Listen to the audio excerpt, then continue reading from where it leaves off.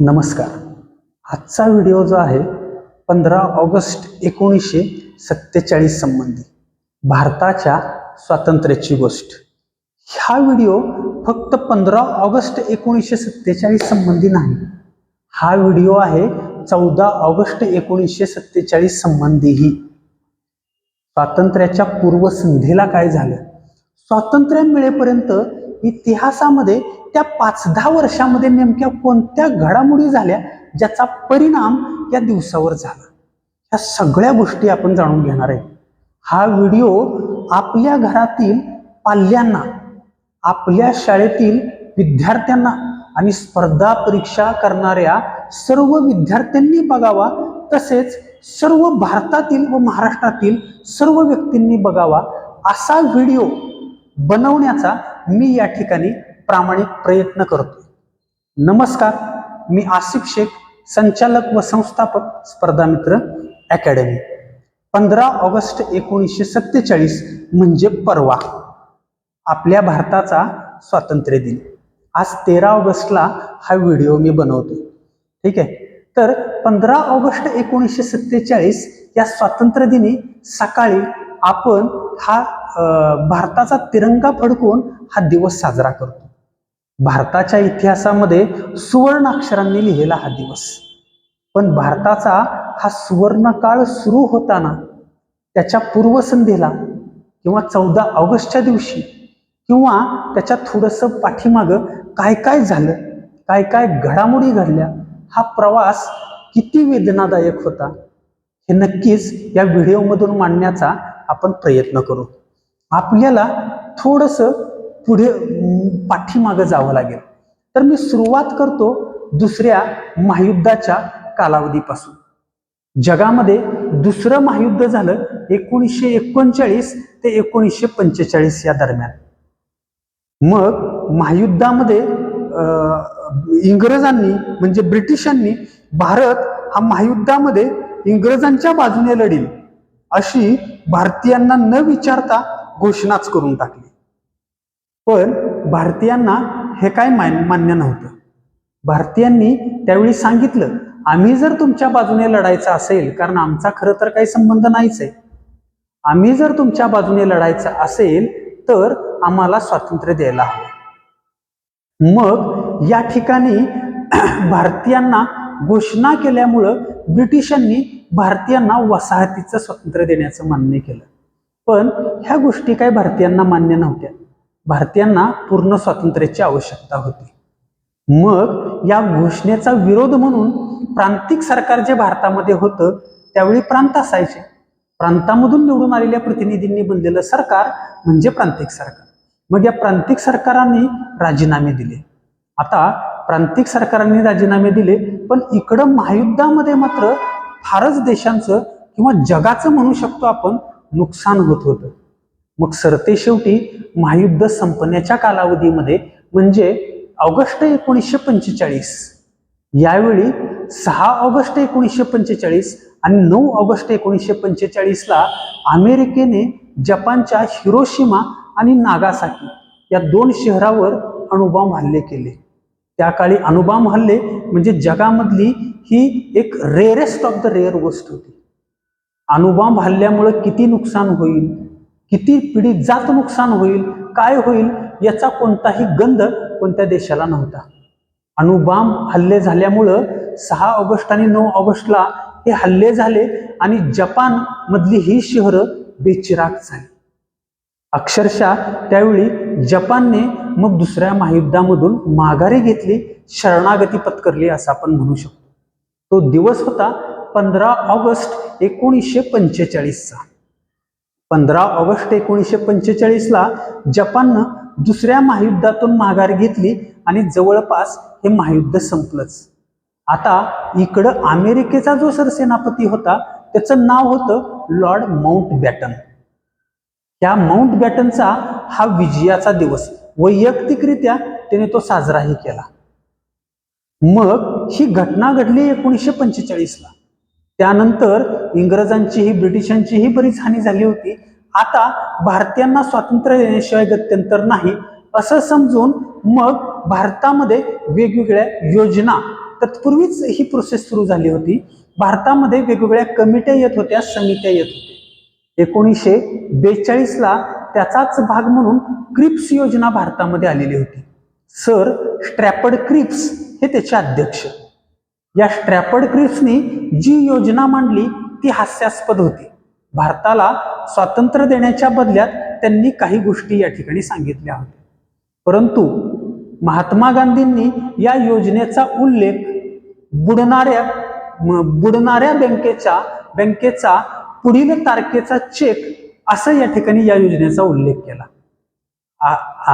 साहजिकच ही योजना काँग्रेसला मान्य नव्हती. पंडित जवाहरलाल नेहरूंनी सुद्धा सांगितलं, सर स्ट्रॅफर्ड क्रिप्स कदाचित त्या ठिकाणी त्यांचे मित्र असतील म्हणून त्यांनी तो उल्लेख केला. My friend has allowed himself to become devil's advocate. माझ्या मित्राने सैतानाचा दूत व्हायचंच ठरवलंय जर. मग ही योजना बारगळली. त्याचप्रमाणे 1944 आणि 1945ला 2 योजना आल्या. त्यांचं नाव राजाजी योजना आणि वेव्हेल योजना. ह्या दोन्ही योजना सुद्धा बारगळल्या. मग 1946ला त्रिमंत्री योजना आली. या त्रिमंत्री योजनेचे अध्यक्ष होते पॅथिक लॉरेन्स आणि सदस्य होते स्ट्रॅफर्ड क्रिप्स आणि A.V. अलेक्झांडर. मग या त्रिमंत्री योजनेने भारताला स्वातंत्र्य देण्यासाठी घटना समिती स्थापन करण्याची तरतूद या योजनेमध्ये दिली.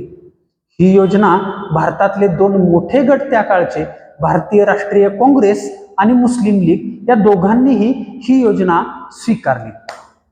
आता ही योजना स्वीकारल्यानंतर मग या ठिकाणी घटना समिती स्थापन होणार होती. म्हणजेच आपल्याला आपल्या म्हणण्याप्रमाणे घटना लिहिण्याची मुभा मिळणार होती. मग आता जवळपास निश्चित झालं की भारताला स्वातंत्र्य द्यायचंच आहे.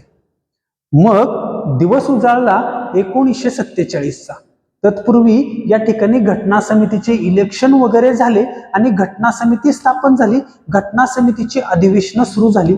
9 डिसेंबर 1946 पासून घटना निर्मितीची प्रक्रिया सुरू झाली असं मानलं जातं. 11 डिसेंबर 1946ला घटना समितीची पहिली बैठक झाली. मग आता घटना समिती तयार झाली आणि घटना समिती घटना लिहिण्यासाठी या चर्चेवर किंवा लिखाणाचं काम या ठिकाणी घटना समितीचं सुरू झालं. भारताला काय अजून स्वातंत्र्य मिळालेलं नव्हतं. आपण गोष्ट करतोय डिसेंबर 1946 मधली. मग थोडंसं 47 मध्ये येऊयात. आता 1947च्या सुरुवातीला म्हणजे 20 फेब्रुवारी 1947ला इंग्लंडमध्ये त्यावेळेचे इंग्लंडचे जे पंतप्रधान होते त्यांचं नाव क्लेमेंट ॲटली. या क्लेमेंट ॲटलीने इंग्लंडमध्ये भाषण देताना सांगितलं की जून 1948 पर्यंत भारताला पूर्ण स्वातंत्र्य दिलं जाईल तशी प्रक्रिया आम्ही सुरू केलेली आहे. बघा, भारताला स्वातंत्र्य कधी मिळणार होतं? जून 1948ला. पण भारताला स्वातंत्र्य मिळालं 15 ऑगस्ट 1947ला. मग 48चं 47 कसं झालं? आता याच्या मागची पार्श्वभूमी जाणून घेऊयात. मग 20 फेब्रुवारी 1947ला ज्यावेळी क्लेमेंट ॲटली यांनी सांगितलं की जून 1948 पर्यंत भारताला स्वातंत्र्य देऊ आणि त्याचाच भाग म्हणून त्यांनी लॉर्ड माउंटबॅटन, ज्यांचा उल्लेख मी दुसऱ्या महायुद्धामध्ये या ठिकाणी केलेला होता, जे अमेरिकेचे सरसेनापती म्हणून त्यांचा फार मोठा विजय त्यांनी मानला होता. जगाची बरीच हानी झाली, जपान बेचिराग झालं, परंतु लॉर्ड माउंटबॅटन हा स्वतःचा विजय मानत होते. तेच लॉर्ड माउंटबॅटन लगेच फेब्रुवारी नंतर मार्च 1947 मध्ये भारतामध्ये आले. आता त्यांच्यावर एक जबाबदारी अशी होती की जाणे, भारतामध्ये येणे आणि भारताला शांततापूर्वक स्वातंत्र्य या ठिकाणी देणे, म्हणजे ब्रिटिश सत्ता भारताला हस्तांतरित करणे. हे काम अतिशय शांततापूर्ण होईल असं यांचं लॉर्ड माउंटबॅटन यांचं म्हणणं होतं. मग मार्च 1947 मध्ये लॉर्ड माउंटबॅटन हे भारतात दाखल झाले. ज्या दिवशी ते दाखल झाले त्या दिवसापासून त्यांना जाणीव झाली की भारताच्या वेगवेगळ्या प्रांतामध्ये म्हणजेच बिहारमध्ये, पश्चिम बंगालमध्ये, पंजाबमध्ये प्रचंड प्रमाणामध्ये धार्मिक दंगली सुरू होत्या. ह्या दंगली खरं तर 1946 पासूनच सुरू होत्या. पण 47 मध्ये यांचं प्रस्थ थोडं जास्तच वाढलं. आता माउंट बॅटनला लक्षात आलं की जून 1948 पर्यंत थांबण्यात काही पॉईंट नाही. जून 1948 पर्यंत काही थांबण्यात पॉईंट नाही. भारतामधलं ब्रिटिशांचं नियंत्रण हे ढासळलेलं आहे हे त्यांना लक्षात आलं. भारतामध्ये हिंदू, मुस्लिम, शीख यांच्यामध्ये प्रचंड तणावाचं वातावरण निर्माण होतं आणि लोक आपापसातच लढत होते. मग ही सर्व परिस्थिती त्यांनी इंग्लंडचे पंतप्रधान क्लेमेंट ॲटली यांच्या कानावर टाकली. मग क्लेमेंट ॲटली यांनी 3 जून 1947ला परत एकदा इंग्लंडमध्ये असं जाहीर केलं. मग भाषणामध्ये बोलताना काय म्हणाले ते 3 जून 1947ला ते म्हणाले की अखंड भारताला स्वातंत्र्य देण्यासाठी आम्ही प्रचंड प्रयत्न केले. अखंड भारताला स्वातंत्र्य देण्यासाठी आम्ही प्रचंड प्रयत्न केले, पण भारतातल्या बऱ्याच नेत्यांना किंवा भारताच्या परिस्थितीला कदाचित ते मान्य नसावं, म्हणून आम्हाला भारताचं स्वातंत्र्य हे 2 वेगवेगळ्या सरकारांना या ठिकाणी द्यावं लागतंय. म्हणजे काय? म्हणजे जवळपास फाळणी होणार हे त्यांनी निश्चित केलं. आता या ठिकाणी मग त्यांचं भाषण झाल्यानंतर काही दिवसांनी पंडित जवाहरलाल नेहरू यांनी ऑल इंडिया रेडिओवर एक भाषण दिलं आणि बोलताना पंडित जवाहरलाल नेहरू यांनी भारतीयांचा जो गैरसमज झाला होता तो दूर केला. पंडित जवाहरलाल नेहरू आपल्या भाषणामध्ये म्हणतात की ब्रिटिशांनी ज्यावेळी स्वातंत्र्य देण्याचा प्रस्ताव आपल्या समोर ठेवला त्यावेळी त्या प्रस्तावामध्ये त्यांनी सांगितलं होतं की आम्ही स्वातंत्र्य हे विभागून देणार आहे. स्वातंत्र्य हे 2 पक्षांना म्हणता येणार नाही. स्वातंत्र्य हे 2 या ठिकाणी त्यावेळच्या वेगवेगळ्या गटांना दिलं जाईल आणि हा प्रस्ताव मंजूर असेल तरच तुम्ही तो मान्य करा. आता स्वातंत्र्याच्या उंबरठ्यावर भारत पोचला होता. त्यावेळी दंगलीही पेटल्या होत्या. काय करावं हे समजत नव्हतं. त्यावेळी नाविलाजास्तव ही परिस्थिती पंडित जवाहरलाल नेहरूंना मान्य करावी लागली आणि म्हणून या स्वातंत्र्य विभागून देण्याच्या प्रस्तावावर पंडित जवाहरलाल नेहरूंनी सही केली किंवा त्याला मान्यता दर्शवली. मग आता फाळणी होणार हे जवळपास निश्चितच झालेलं होतं. मग जून संपला. जून संपल्यानंतर मग जुलैचा दिवस उजाडला.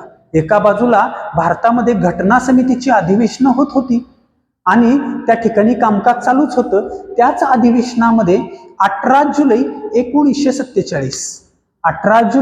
1947ला भारताच्या स्वातंत्र्याचा अधिनियम किंवा भारताच्या स्वातंत्र्याचा प्रस्ताव संविधान सभेत मांडला गेला आणि तो प्रस्ताव मंजूरही केला. मग या प्रस्तावानुसार आता ठरलं की भारताची 2 भागामध्ये अखंड भारताची विभागणी होणार, एक पाकिस्तान आणि एक स्वतंत्र भारत. मग आता दिवस होता 18 जुलै 1947चा. बघा 15 ऑगस्ट आता जवळपास जवळ यायला लागलेले. ठीक आहे. मग त्या ठिकाणी इंग्लंडमध्येही याची प्रक्रिया सुरू झाली. मग त्या ठिकाणी इंग्लंडमध्ये एक प्रसिद्ध वकील होते, त्यांचं नाव सिरिल रॅडक्लिफ. हे रॅडक्लिफ कधीही भारतामध्ये आलेले नाहीत. यांचा भारताशी काडी मात्रही संबंध नाही. पण या वकिलांवर रॅडक्लिफवर जबाबदारी देण्यात आली की भारताच्या सीमेचं विभाजन करावं. म्हणजे पाकिस्तानला कोणता भाग दिला जाईल आणि भारताला कोणता भाग दिला जाईल हे कोण ठरवणार? जे सिरिल रॅडक्लिफ ठरवणार, ज्यांचा भारताशी कधीही संबंध नाही, ते भारतामध्ये कधी आलेही नाहीत. मग ही सगळ्या गोष्टी घडत होत्या. एका बाजूला घटना समिती आपली घटना लिहिण्याचं काम सुरूच करत होती. मग आजही आपण भारत पाकिस्तानची सीमा म्हणजे काय तर रॅडक्लिफ सीमा या नावाने ओळखतो, तेच हे रॅडक्लिफ. मग रॅडक्लिफने या ठिकाणी नकाशावर सीमा आखून दिली. पूर्वेकडचा भाग हा पूर्व पाकिस्तान, पश्चिमेकडचा भाग पश्चिम पाकिस्तान आणि मध्यभागी आपला स्वतंत्र भारत. आता ही सीमा निश्चिती झाली. आता ऑगस्ट महिना सुरू झाला. जवळपास निश्चित झालं की 15 ऑगस्ट 1947ला भारताला स्वातंत्र्य मिळणार. मग आता 15 ऑगस्ट 1947 ही तारीख कोणी डिक्लेअर केली हो? ही तारीख डिक्लेअर केली लॉर्ड माउंटबॅटन यांनी. लॉर्ड माउंटबॅटन यांनी 15 ऑगस्टच ही तारीख का डिक्लेअर केली हे मी मागे सांगितलं तुम्हाला. कारण लॉर्ड माउंटबॅटन यांच्या नेतृत्वाखाली जपाननं शरणागती पत्करली दुसऱ्या महायुद्धामध्ये आणि तो दिवस होता 15 ऑगस्ट 1945चा. तो 15 ऑगस्ट कदाचित भविष्यातही स्मरणात राहावा असं लॉर्ड माउंटबॅटन यांना वाटलं असावं. म्हणून लॉर्ड माउंटबॅटनने भारताला 15 ऑगस्ट 1947ला स्वातंत्र्य देण्याची तारीख ही निश्चित केली. मग 15 ऑगस्ट 1947ला भारताला स्वातंत्र्य मिळणार. आता या एवढ्या महत्वाच्या क्षणी महात्मा गांधीजी कुठं आहेत? या महत्वाच्या क्षणी महात्मा गांधीजी होते पश्चिम बंगालमध्ये आणि पश्चिम बंगालमध्ये प्रचंड दंगली उसळल्या होत्या. नौखाली या प्रदेशामध्ये या दंगली शमवण्याचं काम महात्मा गांधी करत होते. मग इकडं पंडित जवाहरलाल नेहरू आणि सरदार वल्लभभाई पटेल यांनी महात्मा गांधीजींना पत्र लिहिलं. बापूजी, 15 ऑगस्ट 1947ला भारताचा स्वर्ण दिवस आहे. भारताला स्वातंत्र्य मिळणार आहे. या दिवशी आपण यावं व या उत्साहामध्ये सहभागी व्हावं असं आम्हाला वाटतं. त्यावर महात्मा गांधीजी काय उत्तर देतात? महात्मा गांधीजींनी आपलं उत्तर लिहून पंडित जवाहरलाल नेहरू व सरदार वल्लभभाई पटेलांना कळवलं की माझा भारत देश, माझ्या भारतातील संपूर्ण लोक हे दंगलीमध्ये हुरपळून निघत आहेत, एकमेकांच्या कत्तली करतायत, दंगली उसळलेल्या आहेत. माझा भारत देश तुटतोय आणि अशा वेळी मी या नवस्वातंत्र्याचं स्वागत कसं करू? मी या ठिकाणी दंगली शमवण्याचं काम करतो, तुम्ही स्वातंत्र्य दिन साजरा करा. या दंगली शमवता शमवताच माझा प्राण जरी गेला तरी मला तो मान्य असेल. महात्मा गांधीजींचं उत्तर ऐकून पंडित जवाहरलाल नेहरू आणि सरदार वल्लभभाई पटेलांना खेद झाला. त्यांनाही मनातून थोडं वाईट वाटलं. मग दिवस उजाडला 14 ऑगस्ट 1947चा. आता दुसऱ्या दिवशी भारताला स्वातंत्र्य मिळणार होतं. 14 ऑगस्ट 1947ला पंडित जवाहरलाल नेहरू हे आपल्या घरामध्ये 15 ऑगस्टच्या भाषणाची तयारी करत होते. सोबत होत्या इंदिरा गांधी आणि पद्मजा नायडू. ह्या दोन्ही ह्या नेत्या सोबत होत्या आणि पंडित जवाहरलाल नेहरूंना भाषण लिहिण्यासाठी मदत करत होत्या. त्याचवेळी पंडित जवाहरलाल नेहरूंना एक फोन आला. पंडित जवाहरलाल नेहरूंनी फोन उचलला आणि त्यांचा चेहरा धीरगंभीर झाला. फोन ठेवला, काहीही बोलले नाहीत आणि त्यांच्या डोळ्यातून अश्रू तरळायला लागले. आता काय होता हा फोन? या ठिकाणी फोनवर त्यांना सांगण्यात आलं की लाहोरमध्ये दंगली चालू आहेत, लोकांच्या कत्तली होत आहेत. लाहोरच्या एका प्रशासनाने ज्या ठिकाणी लोकांसाठीचं पाणी अडवलेलं आहे, लोक पाण्यावाजून तडफडून मरतायत आणि जर कोणी पाणी घ्यायला घराबाहेर गेलं तर त्यांची कत्तल केली जाते आणि घरात राहिलं तर पाण्यावाचून लोकांचे प्राण जात आहेत. आता हे पंडित नेहरूंना फोनवर सांगण्यात आले 14 ऑगस्टला. आता पंडित नेहरू इंदिराजींना म्हणतात ह्या अशा परिस्थितीमध्ये मी भाषणामध्ये काय लिहू, मी कसा आनंद साजरा करू? त्यावेळी इंदिरा गांधी फार काही मोठ्या नव्हत्या आणि अबोल म्हणूनच जाणल्या जायच्या. त्यावेळी इंदिरा गांधींनी पंडित नेहरूंना सांगितलं की आपलं भाषण म्हणजे भारताच्या पहिल्या पंतप्रधानांचं भाषण असणार आहे. आपल्या भाषणामध्ये लोकांना नवस्वातंत्र्याचं चैतन्य द्या, लोकांना ऊर्जा द्या, लोकांना हा दिवस साजरा करू द्या. पंडित जवाहरलाल नेहरूंना लक्षात आलं भाषण देणं ही तेवढंच गरजेचं आहे. भाषण देणं सुद्धा तेवढंच गरजेचं आहे. मग पंडित जवाहरलाल नेहरूंनी भाषणाची तयारी केली. संविधान सभेचे 4 अधिवेशन झालेले होते. संविधान सभेचं 5वं अधिवेशन 14 ऑगस्ट 1947ला रात्री 11 वाजता दिल्लीच्या सेंट्रल हॉलमध्ये बोलवलं गेलं. या 5व्या अधिवेशनामध्ये सर्व सदस्य त्या ठिकाणी आले. सर्व सदस्यांनी स्थान ग्रहण केलं. डॉक्टर राजेंद्र प्रसाद या संविधान सभेचे अध्यक्ष होते. मग सुचेता कृपलानी ज्या स्वातंत्र्य सेनानी होत्या त्यांनी वंदे मातरम या गीताने या अधिवेशनाची सुरुवात केली. त्यानंतर डॉक्टर राजेंद्र प्रसाद यांनी या ठिकाणी अध्यक्षस्थानावरून काही शब्द बोलले आणि पुढचा या ठिकाणी कार्यवाही सुरू झाली. मग पहिला प्रस्ताव मांडला सर्वपल्ली राधाकृष्णन यांनी. सर्वपल्ली राधाकृष्णन यांनी भारताच्या स्वातंत्र्याचा ठराव मांडला आणि तो मंजूर करून घेतला. भारताच्या स्वातंत्र्याचा ठराव मंजूर झाला. डॉक्टर राजेंद्र प्रसाद यांनी दुसरा प्रस्ताव असा मांडला की या प्रस्तावामध्ये आपल्या शब्दात सांगायचं असेल तर असं होतं की व्हाईसरॉयना कळवण्यात यावं की भारताला स्वातंत्र्य मिळालेलं आहे आणि भारताच्या स्वातंत्र्याचा प्रस्ताव मंजूर झालेला आहे आणि संपूर्ण कारभार भारत हा त्यांच्या हातामध्ये घेत आहे. असे दोन्ही प्रस्ताव या ठिकाणी मंजूर झाले. दोन्ही प्रस्ताव मंजूर झाले. प्रचंड टाळ्याच्या कडकडाटामध्ये सर्व सदस्यांनी या ठिकाणी आपली मंजुरी दर्शवली. आता भाषण करायला उठतात पंडित जवाहरलाल नेहरू. आता पंडित जवाहरलाल नेहरू यांनी त्यांच्या भाषणाचं नाव आहे अ ट्रस्ट ऑफ डेस्टिनी. त्यांचं भाषण अ ट्रस्ट विथ डेस्टिनी. म्हणजे या ठिकाणी पंडित जवाहरलाल नेहरूंनी या भाषणाच्या सारांशामध्ये म्हटलेलं आहे की भविष्यासाठी आम्ही काही गोष्टी विचार करून ठेवलेल्या आहेत किंवा काही ठरवलेल्या आहेत. या गोष्टी पूर्ण करण्याचा किंबहुना त्यातील बऱ्याच गोष्टी पूर्ण करण्याचा 100% नाही तरी त्यातील बऱ्याच गोष्टी पूर्ण करण्याचा मात्र आम्ही नक्कीच प्रयत्न करू.